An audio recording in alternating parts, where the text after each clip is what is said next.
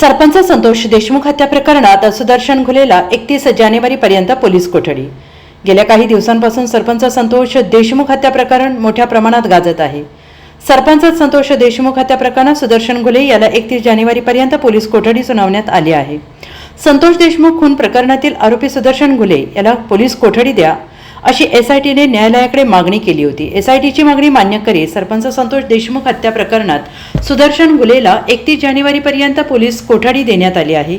बीडच्या विशेष मोक्का न्यायालयाने हा निर्णय दिला आहे। डिजिटल पुरावे प्राप्त झाल्याने बीडच्या न्यायालयात युक्तिवाद करण्यात आला आहे। सुदर्शन घुले आता न्यायालयीन कोठडीतून पुन्हा पोलीस कोठडीत पाठवण्यात आलेला आहे। सुदर्शन घुलेला पोलीस कोठडी द्या अशी मागणी एसआयटीने न्यायालयाकडे केली होती आणि त्यासाठी अर्ज सुद्धा दाखल करण्यात आला होता।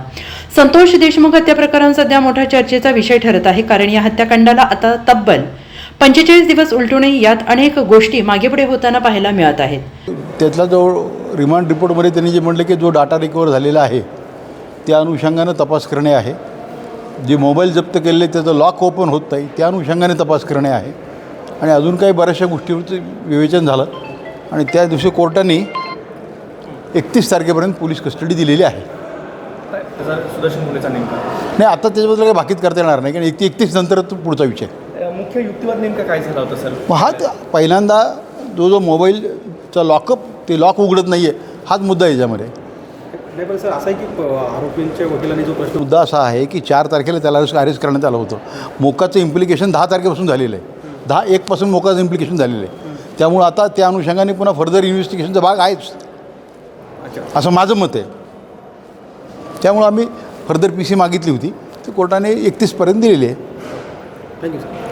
त्याच्यामध्ये 18 तारखेला त्यांना MCR झाला होता।